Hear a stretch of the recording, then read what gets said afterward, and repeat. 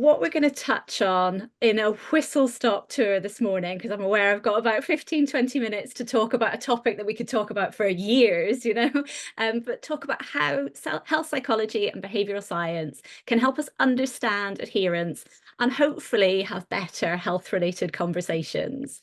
So as a really kind of quick overview, I'm going to briefly touch on what we mean by adherence.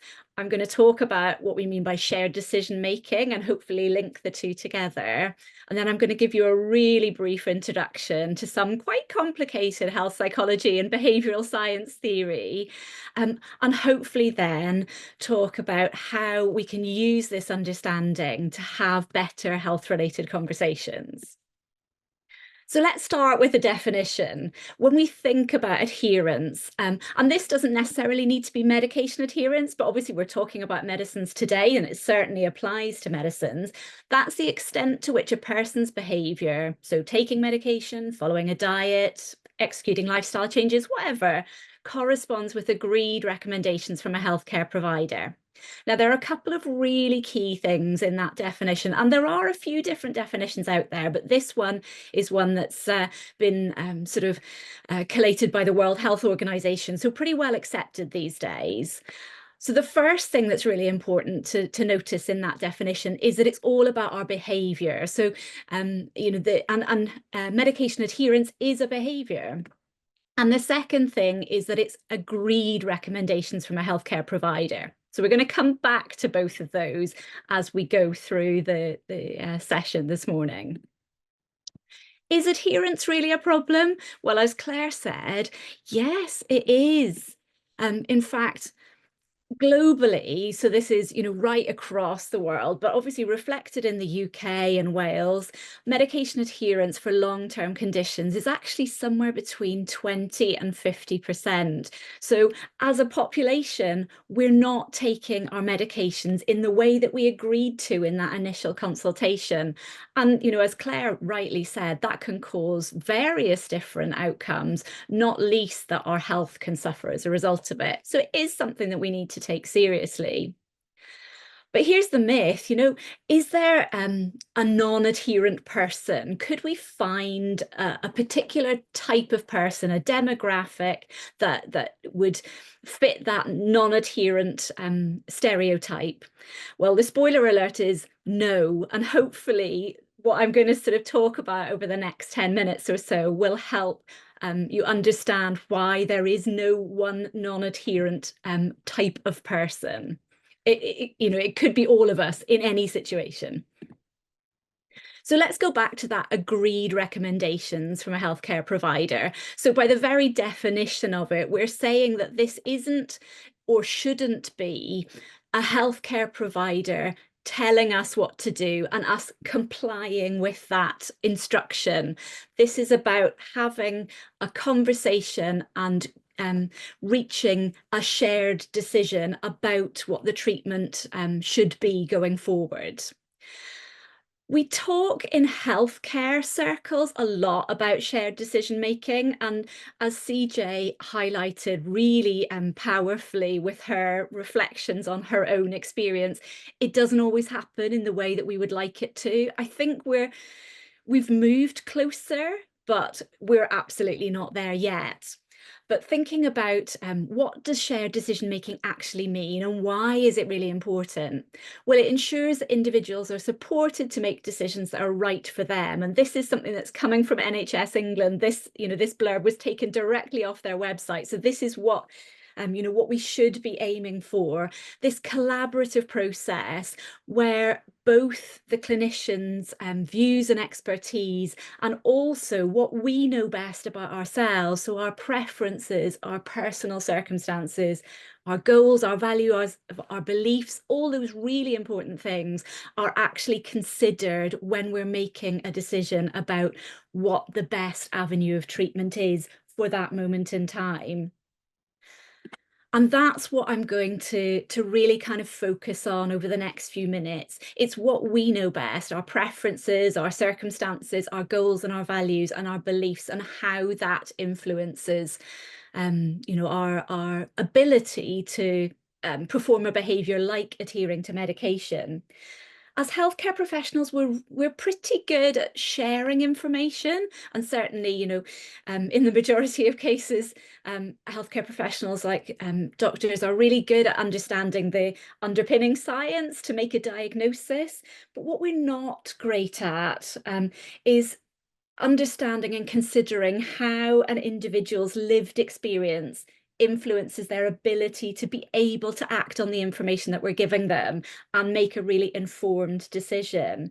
So hopefully what I'm going to talk about next will start to give you a framework to help consider and hopefully articulate your lived experience in a way that's really practically thinking about how that affects how you might be taking medicines, or anything else that involves your treatment. So it could be equally applied to things like attending a rehabilitation group if somebody had a cardiovascular event, or doing a set of physiotherapy exercises, or wearing a pair of surgical stockings. So although we're talking about medication, any of these health related behaviors, we can apply the same kind of thinking to it. So as I said, following or adhering to an agreed treatment plan involves enacting or changing a series of behaviours potentially. And what I'm talking about this morning, we could think of, we could apply those same principles to a lot of these behaviours. And because we're talking about a behaviour, we can think about it in terms of behavioural science. Why is that useful? Well, because we know our behaviour is complex and it's influenced by a range of factors, some of which we can control, some of which are certainly beyond our control. But understanding what drives our behaviour allows us to really seriously consider whether we can actually successfully enact that behaviour or adhere to that treatment plan. So I'm going to introduce you to the first of a couple of different sort of theories this morning. This one is called the COM-B model. And it's called the COM-B model because COM-B stands for capability, opportunity, and motivation. And the B is for behavior. So this is a deceptively simple model because it's got 4 parts to it. And at its heart, what it says is to be able to enact a behavior, we need the capability, the opportunity, and the motivation to do so. And actually this, although we're applying it in the field of healthcare, isn't necessarily limited to healthcare. The research shows that this model actually applies to any behavior we do. And so, we use it in the field of sort of environmental behaviors and sociological behaviors, but it's really useful to help think about our health related behaviors in this kind of sort of way and this model. So let's kind of drill down and think a little bit about those 3 different aspects that drive our behavior.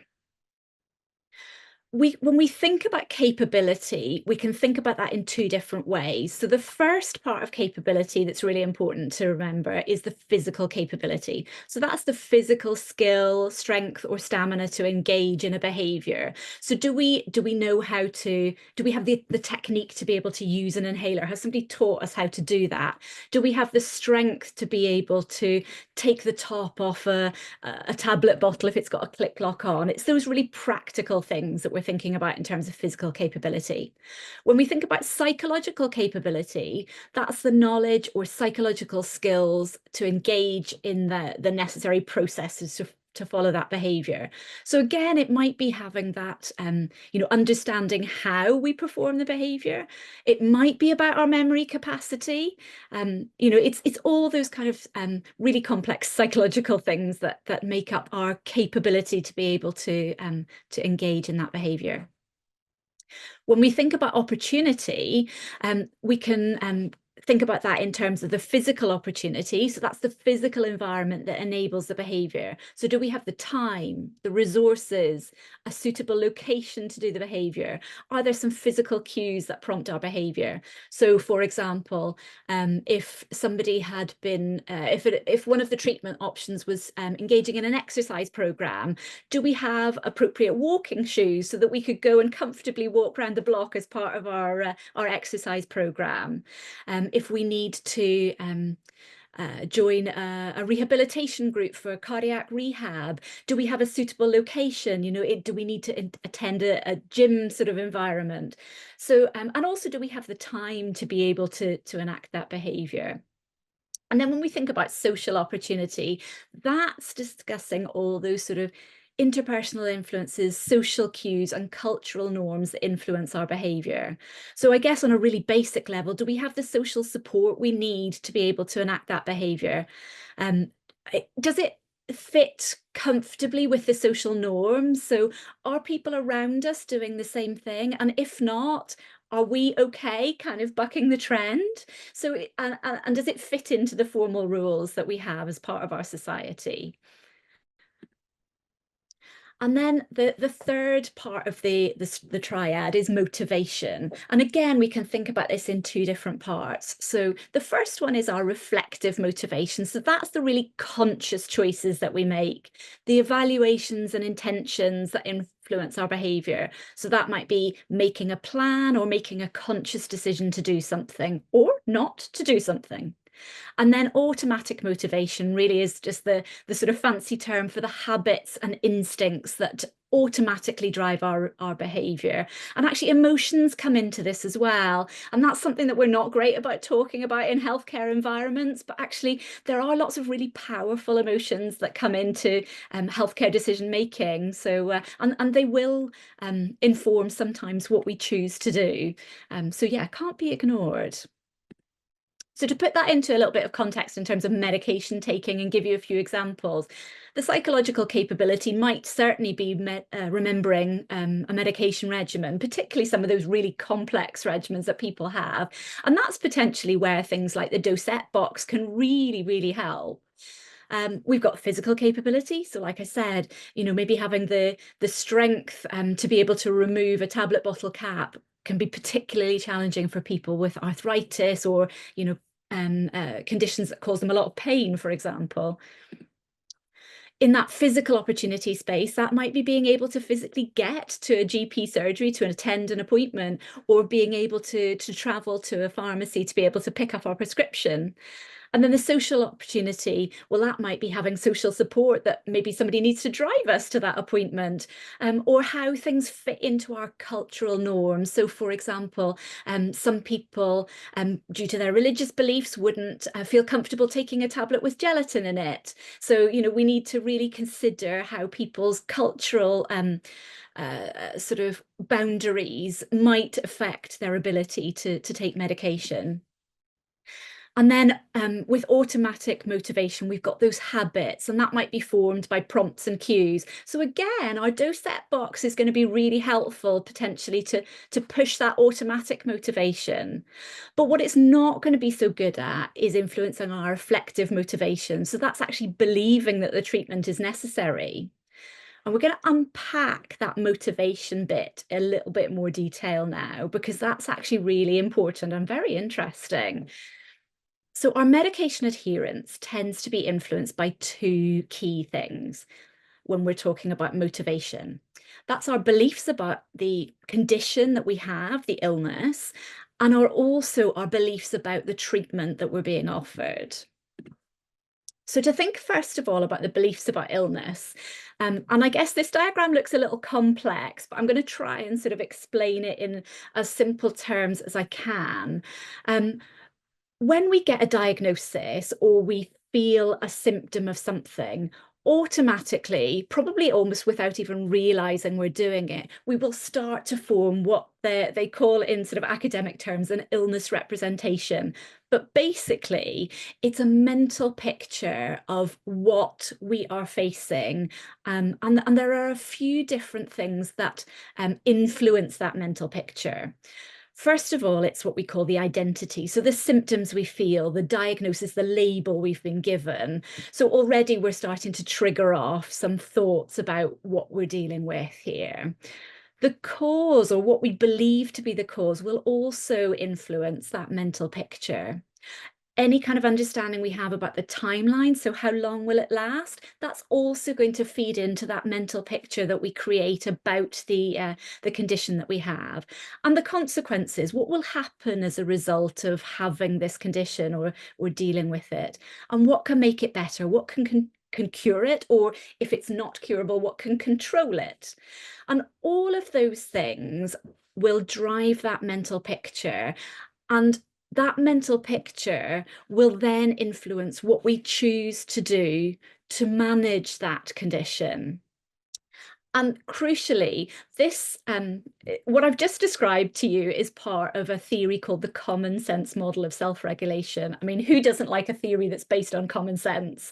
And the common sense part of it is because we will only choose a behavior that's based on what makes sense to us in relation to that mental picture that we hold. So, for example, if all the things that drive that mental picture pointed potentially to us suffering a migraine, we're really unlikely to take the advice to put a leg brace on, because that doesn't make sense to us based on what we know about this. But if somebody suggested that maybe we would like to try lying down in a dark room with something covering our eyes, well, that potentially makes sense based on what we understand a migraine to be.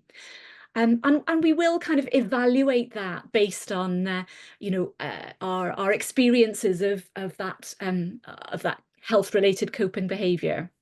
So that's how our beliefs about the illness tend to influence our behaviours.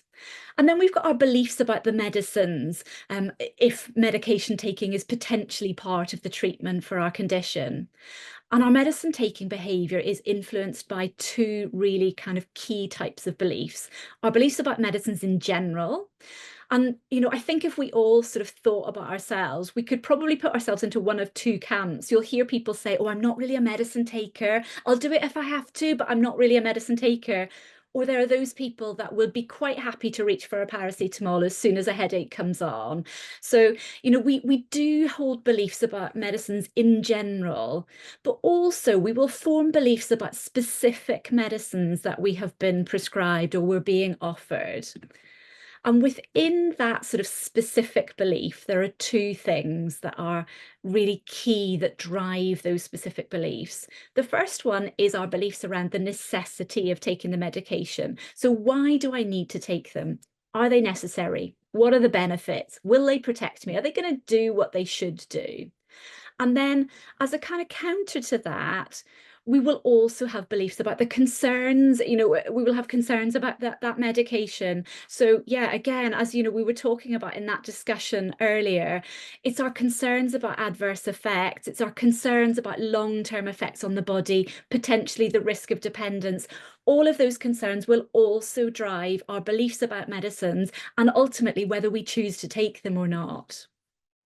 It's really important to remember that we might hold different beliefs about different medications. This is specific to the medication that that we're considering at that point. So we might believe that a paracetamol is going to be very effective for a headache, but actually our statins maybe are less effective for reducing our cholesterol. So we might choose to take one medication over another due to the beliefs we hold about it.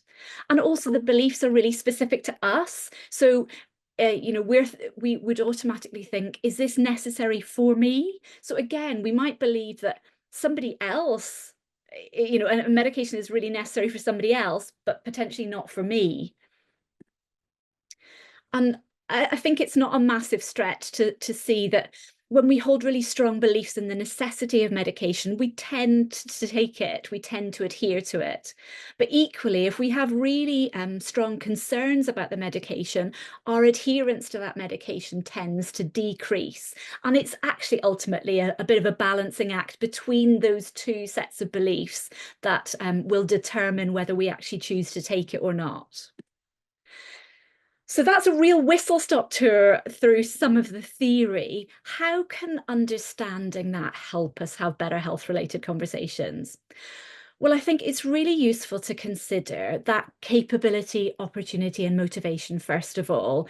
Can I actually, can I do this behavior? Do we have all three: capability, opportunity, and motivation? If we don't, so if we can't take the medication, if we don't have the capability or the opportunity, then it's really important to share that. There is often an alternative option or potentially some support they could offer. So for example, to use that kind of dosette option, example, if somebody was really struggling because they had a really complex medication regimen, potentially the support could be a dosette box. But if you don't have that conversation, then you're never going to know whether the support is available.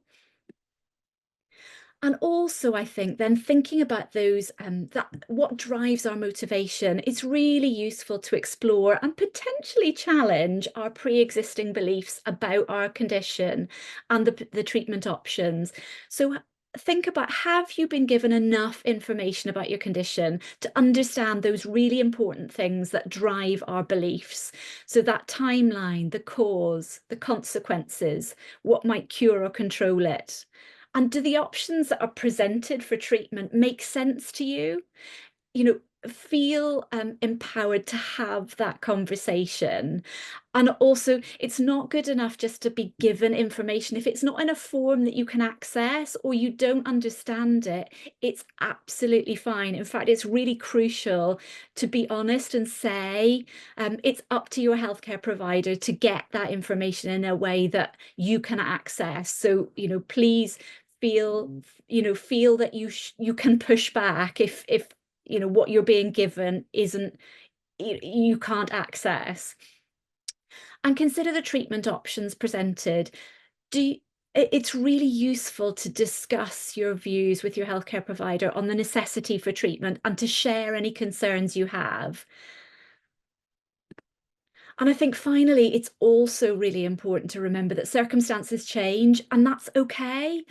People's situations will change. So your opportunity or your capability to engage in that medication taking behavior might also change.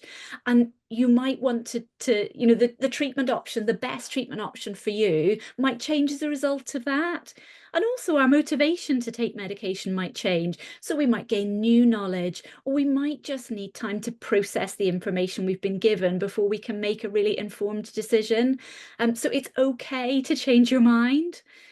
It's really useful to revisit the shared decision over the timeline of the condition and just to check in, is the original decision still the right one? So what Rob was saying about having a review, whether that be in the surgery or just chatting to your community pharmacist or checking in with somebody, is a really useful thing to do as well.